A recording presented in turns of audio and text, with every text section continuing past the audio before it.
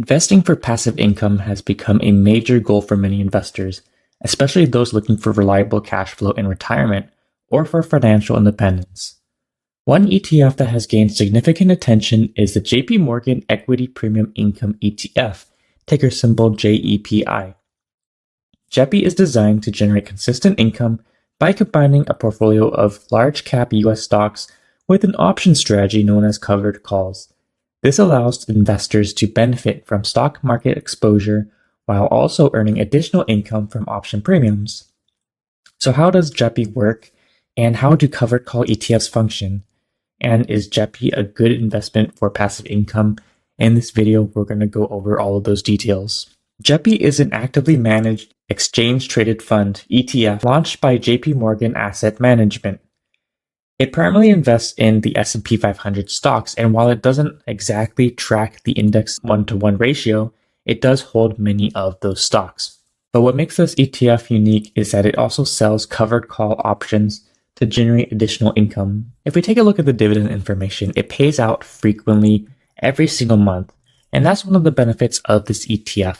Instead of waiting every 3 months like most dividend stocks, this ETF pays you every single month.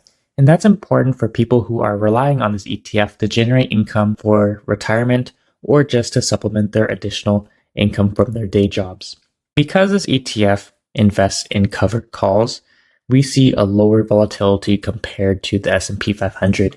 And if we take a look at the max all time, it is up 16%. When it first started, it was in May of 2020, and almost 5 years later, it's only up 16% for the capital appreciation.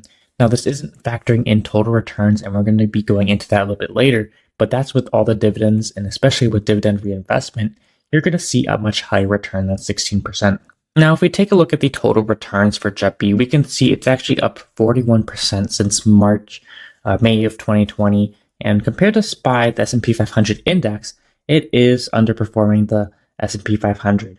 And that is because we are missing out on that capital appreciation due to selling covered calls. Now, if you're not familiar with covered calls, basically we can go to sell call on the options chain for a stock such as Apple.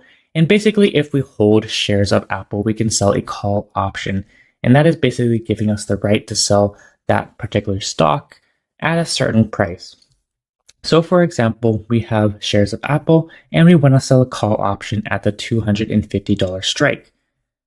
If Apple stays below $250, then we basically win on this trade and we collect $50 in income. Now, if Apple goes to say $260, that is way above our strike price of $250. So we have to sell Apple at $250 per share. And that is a trade-off. You're trading income for the capital gains loss. Not loss, but you're limiting your capital appreciation. And that is how JEPI has managed to pay out monthly, as well as giving us a nice payout ratio of 186%. It is using all that option premium income and rewarding the investors with this income. And if you take a look at the cash amounts for this ETF, it has been pretty reliable between 30 cents and 40 cents per share. So we can see that it has a great track record. Now, because this ETF is actively managed, the fund managers do have to sell these covered call options. We do have a higher expense ratio of 0.35% compared to a passively managed fund such as SCHD, which only has an expense ratio of 0.06%. But it's relatively low, so we're not too upset about this expense ratio and we're willing to pay it. Now, if you do want to do your call options on yourself, you have to own at least 100 shares of the stock. Then you can sell covered call options every single week or every single month. But for people who don't have the time to watch the market every single week, investing in JEPI is a great way to get options exposure without actually doing it yourself. Now, as we mentioned, comparing the total return to the S&P 500, JEPI has underperformed over the long run. Since May of 2020, JEPI has seen a total return of around 75% compared to the S&P 500's 109%. However, we take a look at the past year, it gets a little bit closer. JEPI is 10% and S&P 500 is 14%.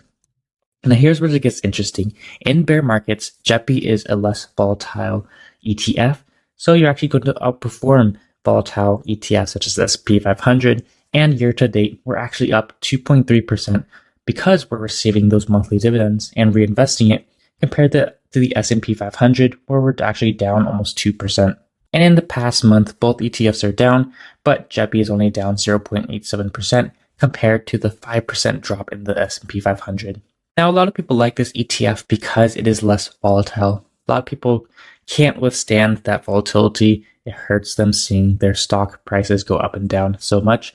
So something less volatile like JEPI or even an ETF such as SHD would give you less volatility while providing you dividend income. Now, the downside is there's limited growth potential. Because you're capping your upside, it's not going to grow as fast as something such as the S&P 500 or even the NASDAQ QQQ. Now, you also want to keep in mind that you want to hold these in tax-deferred accounts, such as a Roth IRA, because the income you're receiving from these ETFs are actually distributions, and they're taxed as ordinary income, which is going to be at a much higher rate than a qualified dividend, say from Coca-Cola or Apple. For people who want to invest in JEPI, JEPI is best suited for income-focused investors who prioritize cash flow over capital appreciation, or retirees looking for stable monthly income without excessive risk, or for more conservative investors. You don't have to be someone who's retiring soon. If you want to be more conservative, who want stock market exposure and reduced volatility, this is a great ETF to invest in. Now, it may seem like 7% yield is pretty low, and usually this dividend yield fluctuates between 7 and 10%. It just depends on how the covered calls have been doing, but on average, it's between 7 and 10%. And this is very attractive for dividend investors who are willing to diversify beyond traditional dividend-paying stocks and seek option income. Overall, JEPI is a powerful investment vehicle for those seeking high passive income with reduced volatility. By combining an actively managed stock portfolio with a covered call strategy, it offers monthly payouts every single month at a nice 7 to 10 annualized yield. And this dividend yield is much higher than other dividend-paying stocks such as VYM or FCHD, which has a 3.5% dividend yield.